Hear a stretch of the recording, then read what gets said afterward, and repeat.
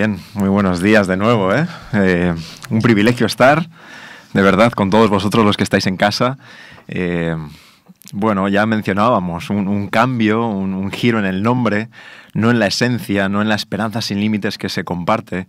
Al final, todo lo que Dios mediante habéis construido aquí excede la radio, va más allá de la radio. Sois un medio de comunicación y poder pues trabajar juntos en ese proyecto de esperanza de Hope Media, pues va a ser un privilegio. Y como proyecto de iglesia, ¿no? Que al final es lo que todos somos.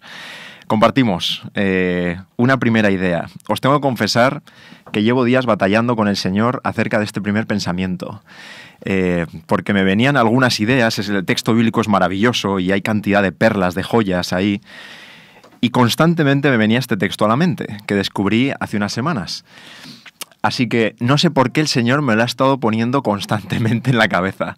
Alguna razón tendrá y alguno de los que nos estáis escuchando pues seréis el motivo por el que el Señor me invita a compartir este texto que está en Josué. Nos vamos al Antiguo Testamento. Está en Josué capítulo 5 del versículo 13 al 15. Y es muy curioso y permitidme pues dedicar 5 o 10 minutos como máximo a lo que me transmite este pensamiento. De repente Josué se dirige hacia Jericó. El Señor les ha prometido esa tierra fantástica que llevan años anhelando, caminando por ella. Y de repente, en la historia que nos comenta esta narrativa, hay como un paréntesis que se produce y son estos textos que os invito a que busquéis. Los que estáis en casa, por favor, también tened vuestra Biblia siempre cerca. Dice: cierto día Josué, que acampaba cerca de Jericó, levantó la vista y vio a un hombre de pie frente a él, espada en mano. Josué se le acercó y le preguntó: ¿eres tú de los nuestros o del enemigo? Entonces se pone la cosa interesante, ¿eh? Vamos a ver qué es lo que pasa aquí. Claro, Josué no sabe, está viendo a un hombre con una espada, está en un contexto de guerra, está Jericó a unos kilómetros, se están dirigiendo a esa ciudad amurallada espectacular, enorme, y de repente Josué ve a esta persona y dice: ¿eres tú de los nuestros o del enemigo? Me recordaba un poco a Gila, esta pregunta que le hace Josué a este ser, que ahora vemos quién es. Y fijaos qué va a responder. Dice: ¿eres tú de los nuestros o del enemigo? De ninguno, respondió. De ninguno. Me presento ante ti como comandante del ejército del Señor. Entonces Josué se postró rostro en tierra y le preguntó: ¿qué órdenes trae mi Señor para este siervo suyo? El comandante del ejército del Señor le contestó: quítate las sandalias de los pies, porque el lugar que pisas es sagrado. Y Josué le obedeció.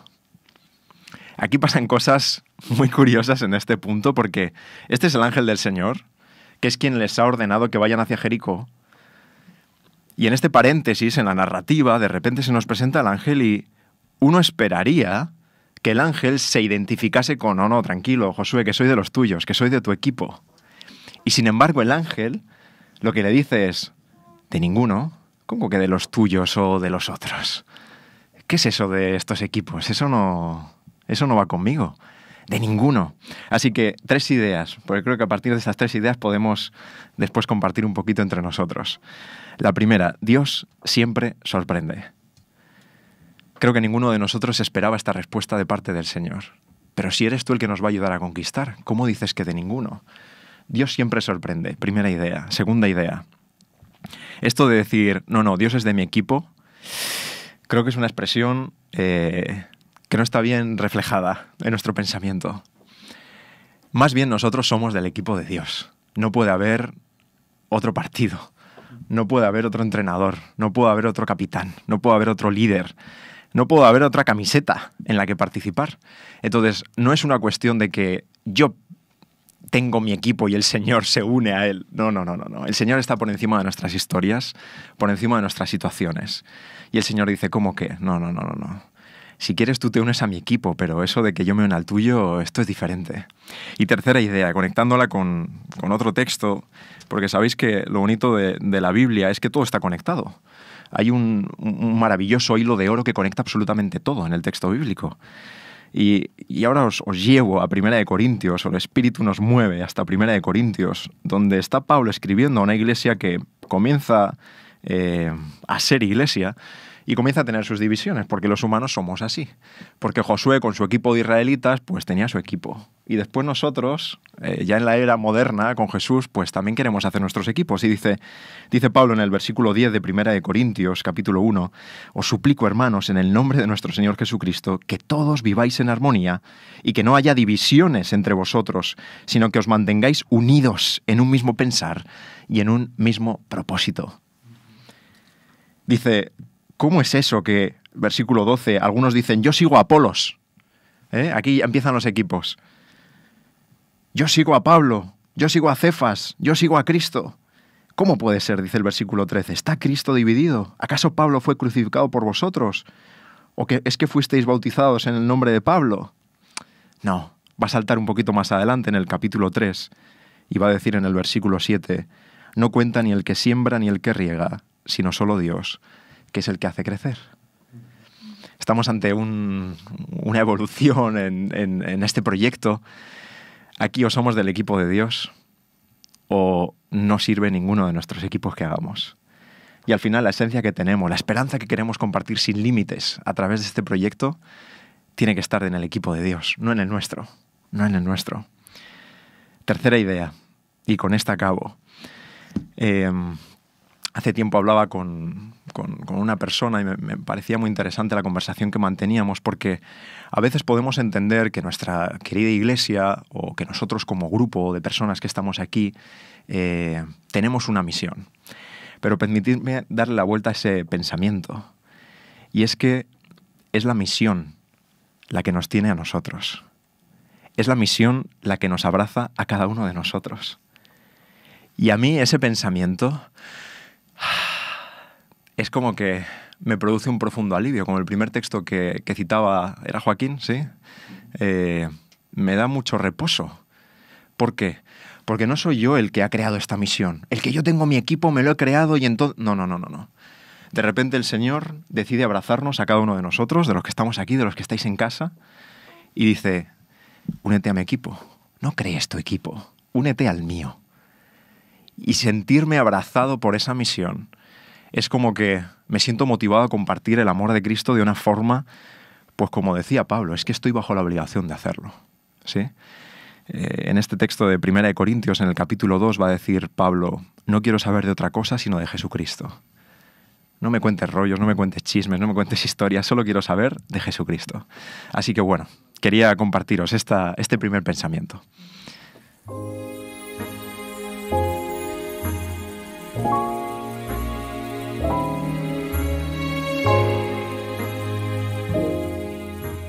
Me hace reflexionar todo lo que estás comentando. Uno de los nuestros, decía Josué, ¿no? Le preguntaba. Y vamos a hacer una pequeña ronda, porque yo sé que tenéis que atender otros compromisos ahora. Pero me gustaría también que vosotros, desde los que estáis al otro lado, con vuestros comentarios, dejéis también vuestros pensamientos reflejados en el chat de YouTube, que ya lo tenéis disponible.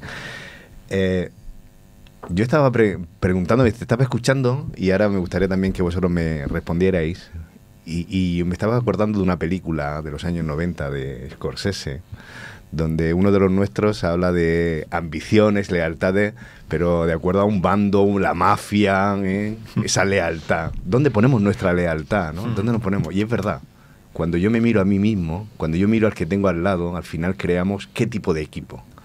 Cuando tú nos dices... somos del equipo de Dios, la diferencia es abismal. Cambia la perspectiva, nos coloca en otro punto y entonces ya es más difícil perderse. Es más difícil perderse. Y me gusta lo que comentaba, no sé qué opináis los demás. ¿Tan importante es ser leal o a riesgo aunque nos equivoquemos? ¿Qué quiere Dios de nosotros? ¿Lealtad por encima de todo? No, yo lo dejo ahí, ya vosotros vais un poco dando.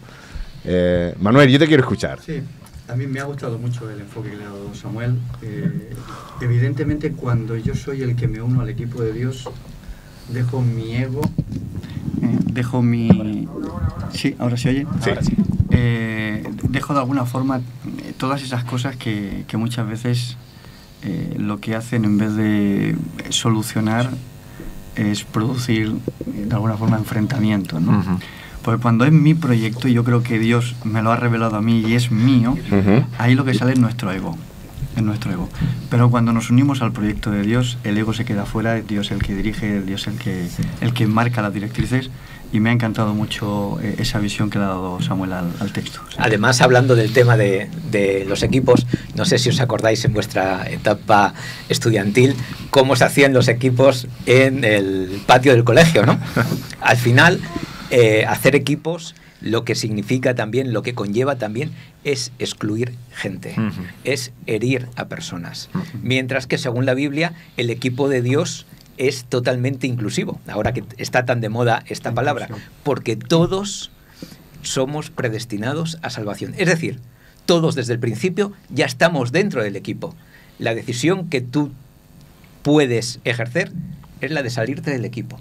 Pero en el equipo ya estás. No hace falta pasar ese proceso engorroso de seré tan bueno, me lo mereceré, podré estar en el equipo. No, no, no. Las noticias es que ya salimos con la camiseta del Señor puesta. Nuestra opción es quitárnosla en el peor de los casos. Y desde Esperanza Murcia Radio, desde Hop Media Murcia, lo que os invitamos es a los que os la habéis quitado, volver a ponerla, que merece la pena, y a los que no la habéis quitado, perseverar en esa decisión. Sí, perdona, porque sé que tenemos poco tiempo, pero no quiero rescatar esa idea. Ninguno de nosotros merece la camiseta. Ninguno de nosotros se la ha ganado. Se nos ha sido dada. Es una gracia que nos da, ¿no? Solo por rescatar esa preciosa idea. No es el talento de decir, oh, tú eres bueno, tú para claro, mi equipo. No. Bueno, cuando elegíamos o cuando alguien tenía que elegir los equipos, era una situación de riesgo y para algunos era una situación terrible. ¿Verdad porque, que sí? salvo los tres buenos, los demás estábamos ahí a la expensa. Esther, yo sé que te estás mordiendo la lengua, así que quiero escucharte. No, sigo hilando ideas, que es todo muy chulo. ¿Sabes? Coincido, Samuel, en algo que has dicho al principio, que yo creo firmemente. Dios es un Dios sorprendente, ¿verdad? Y nos sorprende. Nos está sorprendiendo continuamente.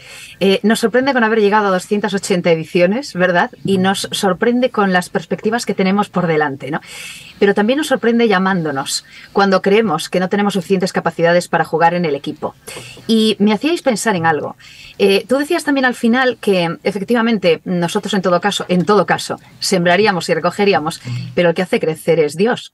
Y siguiendo con ese hilo argumental, si nos llama y nos viste con la camiseta, también nos capacitará para poder hacer un buen papel en el equipo y para poder llegar a tener buenos resultados. De manera que ese Dios sorprendente no solo te sorprende llamándote, sino también capacitándote para que puedas jugar y para que puedas llegar a un buen resultado. De manera que dejémonos sorprender por Dios y sigamos sorprendiéndonos y disfrutando de esa sorpresa. Este mensaje es brutal si uno piensa quién es ese personaje, ¿verdad? Porque Samuel ha dicho, os lo voy a decir, pero no lo ha dicho. Ese personaje que se plantó allí fue Jesús. Claro. ¿Verdad? Ese comandante de los ejércitos que permite adoración, que permite que se le adore, no puede ser otro que Jesús. Ninguno de los ángeles del cielo permitiría adoración. ¿Os acordáis el episodio en Apocalipsis cuando es Gabriel quien se acerca a Juan y Juan se arrodilla para adorarle y dice... no lo hagas, que soy consiervo tuyo. Es Jesús quien viene aquí a decir... Exacto.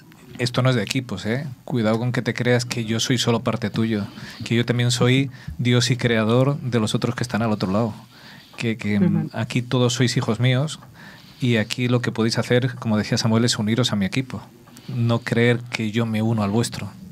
Y eso es muy importante tenerlo claro, que en este mundo nosotros nos podemos unir al bando de Dios, pero que Dios no se une al nuestro para darnos la razón en todo lo que hacemos y comandamos la verdad, ¿verdad? Como en las guerras medievales, levantando la cruz y pisando por delante. No, me puedo unir al bando de Jesús y actuar como Jesús, o ser un fanático y arrasar por delante creyendo que Jesús ha unido el mío. No sé si os pasa a vosotros, pero es que además en este texto de Josué ha dicho algo también Samuel, y es que Dios sorprende. Dios nos sorprende muchas veces a lo largo de nuestra vida, nuestro encuentro. Y a mí me resulta curioso que con esa sorpresa que a veces Dios nos sentimos un poco descuadrados, ¿no? Por la situación o por lo que sentimos en ese momento, yo me pongo a discutir con Dios. me pongo ante esa sorpresa, empiezo... Pero así, esto no es lo que yo esperaba, ¿no? Y ahora me tengo que tal... Y a mí me gusta que el texto, cuando Josué tiene ese encuentro, de verdad que tiene que ser estratosférico, ¿no? Ese encuentro con el ángel, con el propio Jesús. ¿Sabéis cómo termina el texto?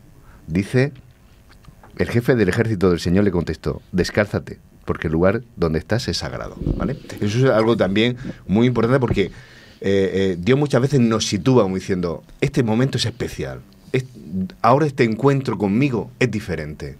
Y esa manera, en aquel momento, descálzate, ¿no?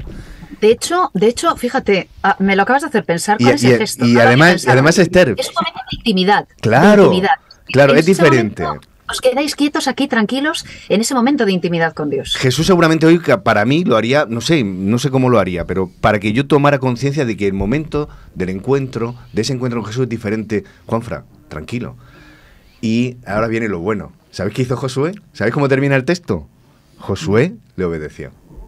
Claro. Y yo muchas veces digo, no sé yo si seré capaz de llegar ahí, porque ante esa sorpresa seguramente yo me pondría a discutir, a decir, pero así, esto no es lo que... lo hacemos de otra manera, ¿no? Josué se rinde. Muchas veces no ante esa sorpresa, ante ese encuentro con Dios, muchas veces qué ganas tenemos de seguir discutiendo con Dios. Fíjate en la imagen, porque el contexto es un contexto de guerra. Es un contexto en el que nos imaginamos a Josué pensando cómo batallar, cómo ganar, posibilidades de perder, lo que significa la guerra, ¿verdad? Muerte, enfermedad, heridos, desastre y todo, destrucción y todas estas cosas. Y sin embargo, en ese contexto de guerra, ¿qué es lo que le trae? Nada menos que el capitán de los ejércitos. Paz. Sí. Le trae paz, le trae tranquilidad, le trae sosiego, le trae esperanza, le trae hope en que va a haber una victoria. Es decir, en ese momento en el que evidentemente, bueno, después de la sorpresa, ¿qué estará pasando, no? Tú vienes dándole vueltas a la cabeza con todos esos problemas que sin duda vas a tener. Sin embargo, ¿qué te dice? Calma, tranquilo. El lugar en el que estás es un lugar de paz, de sosiego y te puedes relajar. ¿No es eso lo que necesitamos en el contexto de guerra bélica que tenemos nosotros en este momento? Esa paz y esa tranquilidad. Pues eso es lo que nos trae el Señor. Y si no nos trae paz, es posiblemente porque todavía estamos batallando. Fíjate, Esther, qué importante es esto que estás diciendo, ese mensaje de esperanza que se le lleva a Josué, sobre todo en el momento histórico en el que ocurre. Acaba de morir Moisés, él acaba de ser nombrado jefe del pueblo de Israel, asume la responsabilidad, está planeando cómo llevar los planes, cómo hacerlo todo, cómo ser ese líder. Y en ese encuentro que tiene con Dios, Dios le dice, mira, que no, que aquí el líder no eres tú, que el líder soy yo. Y aquí no te preocupes, porque no va a ser las cosas que tú planifiques. Si tú haces lo que yo digo, si tú me sigues, las cosas van a ir bien, porque el bando es el mío. Y Josué lo entiende enseguida, porque cuando le dice ese no, no soy ni de un sitio ni del otro, soy comandante de los ejércitos del Señor. La respuesta de Josué podía haberle dicho, ¿cómo que no? ¿Cómo que no eres de nuestro bando? Si nosotros aquí tenemos el tabernáculo en medio, sí. La respuesta es, ¿qué mensaje tienes para tu siervo? O sea, es vale, me has puesto en mi sitio, me has hecho descansar, que es lo que necesitaba, porque yo creo que las responsabilidades a veces nos abruman. Estos no son nuestras batallas, esta es la batalla del Señor, Él la dirige, así que dime qué hago. Y lo primero que le manda a Dios es eso, es descálzate, ven aquí, ten un ratito de paz conmigo, que es lo que necesita tu corazón. Dios nos sorprende, Dios siempre nos sorprende. A nuestro corazón atribulado llega dándonos esa paz y ese sosiego, que es lo que realmente nosotros necesitamos. Josué no necesitaba un plan de batalla, de orden exactamente. Lo primero, te voy a decir lo primero que necesitaba era sentir paz. Y una vez que sintió la paz, ya estaba listo para hacer todo el resto. Era un momento de cambio, de etapa. Dice, yendo otra vez al texto de Josué, y hay muchos detalles que nos pueden servir para nosotros. Dice que en ese momento, versículo 12, antes de este encuentro, desde entonces no volvió a ver maná. Es decir, habían estado acostumbrados durante tantos años en el desierto a una serie. Uno se acostumbra, ¿no? Incluso a las bendiciones, ¿no? A que venga todo un poco rodado, ¿no?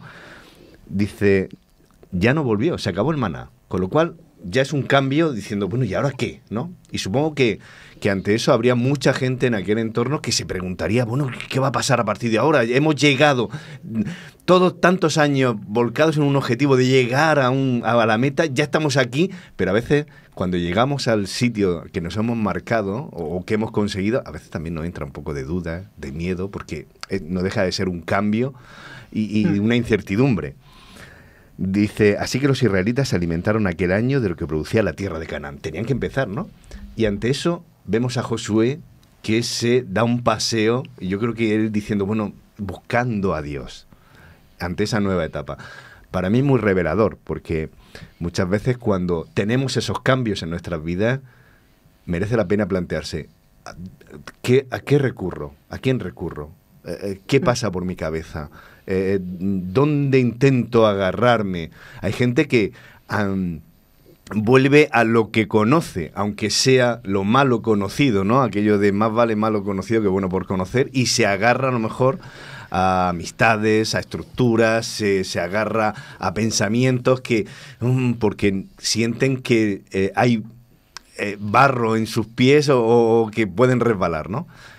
Aquí es muy revelador que Josué está buscando a Dios, y cuando buscamos a Dios, Dios se aparece, Dios sorprende, y tenemos que estar atentos para escuchar esa voz. Ojalá yo siento una envidia tremenda por Josué, porque pudo ver a Dios cara a cara, hablar con él para mí es algo que yo anhelo, pero lo pensamos. Pero vi una transfiguración. Claro, pero lo pensamos. ¿No tenemos nosotros también ventajas hoy? Quiero decir, Josué no sabía el plan de la salvación, Josué no estaba... nosotros tenemos un bagaje y podemos también recurrir a todo lo que... a toda una serie de baterías, de herramientas que también deben darnos seguridad. No sé, José, ¿tú qué piensas? Hombre, yo si me preguntas directamente si nosotros estamos en una posición más ventajosa, yo te voy a decir que rotundamente sí. Rotundamente sí, porque hemos podido, estamos al final de la historia, hemos podido ver las profecías cumplidas, hemos podido observar cómo la profecía más importante y precisamente para lo que se instituyó al pueblo de Israel, que es el de ser bendición a todas las naciones, se cumplió, porque el Mesías nació, el Mesías tuvo su ministerio y el Mesías murió por nosotros, y lo que es más importante, resucitó triunfante. Y estamos en una posición más ventajosa. Nosotros ya no estamos en la posición de las suposiciones. Nosotros ya no estamos en la posición de, como nos dice también la Biblia, que caminaron por fe, caminaron, pues eso, sabiendo que por delante había muchas cosas, y nos dice la palabra de Dios que no obtuvieron esa promesa, eso que ellos esperaban todavía en vida. Nosotros lo estamos viendo, nosotros ya hemos visto, digamos, esa parte fundamental. Por lo tanto, nosotros jugamos con más ventaja, no lo sé, pero por lo menos no con menos. Y que tenemos suficientes herramientas, ¿no? Para no caer en la desesperación, para poder mirar con confianza, ¿no?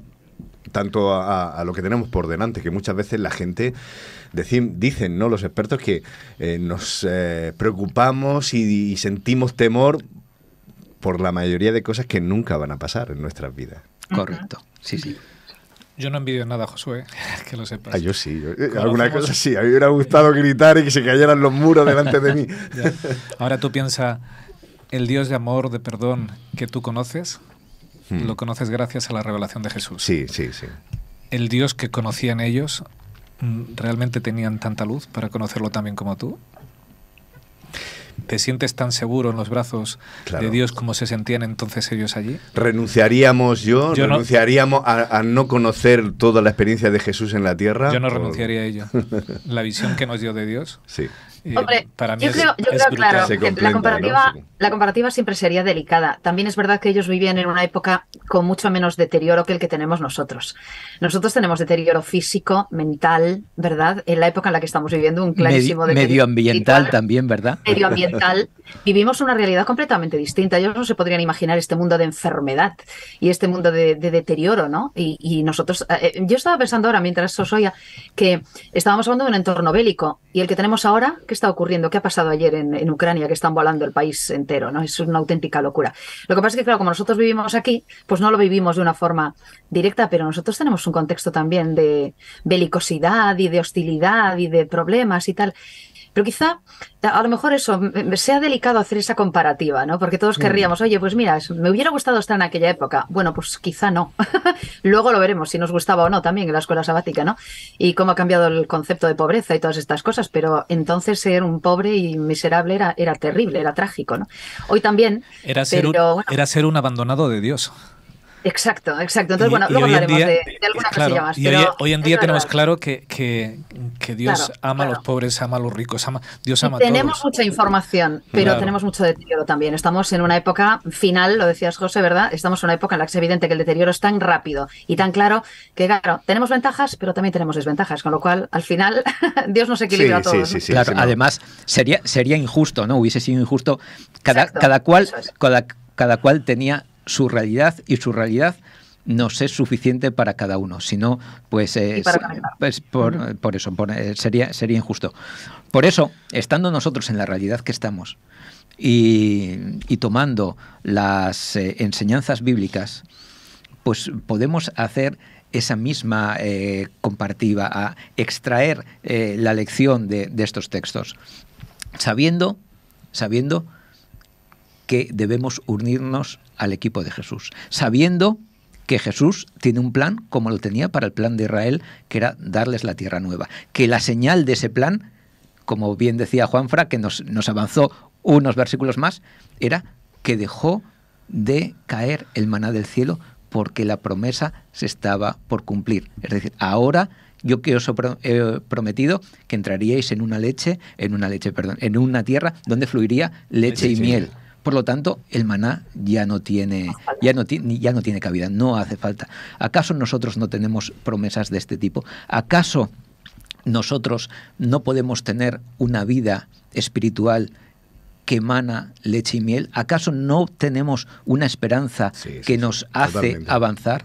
¿Acaso no estamos viendo o no hemos visto, como decíamos antes, el cumplimiento de las profecías, el nacimiento, muerte y resurrección de Jesús? ¿Acaso no estamos viendo cómo la estatua de Daniel, esa visión, se ha cumplido? Muchas veces, yo esto lo comento, muchas veces en épocas anteriores de mi vida, cuando tenía algún tipo de crisis espiritual o cuando tenía algún tipo de decir, ¿estaré en lo correcto? Yo veía a esa imagen de Daniel y me daba una calma de saber que estamos en las manos de Dios, que Dios tiene un plan y que ese plan se está cumpliendo al milímetro. Así es. No hemos dicho nada, pero se han tenido que ir Samuel y nuestro pastor Manuel, porque tenían sus clases en la iglesia. Pero hay otros compromisos que atender, pero ahora... Pero van a volver. Sí. Tenemos una mañana que muy compartida, muy nutritiva y yo espero que la podamos disfrutar entre todos. Daría para mucho el tema, pero no el tiempo. Así que si os parece, hacemos un punto y seguido. Tomamos aire, un vasito de agua, nos pone una nueva alabanza Juan Luis y nos vamos a nuestra escuela de Biblia.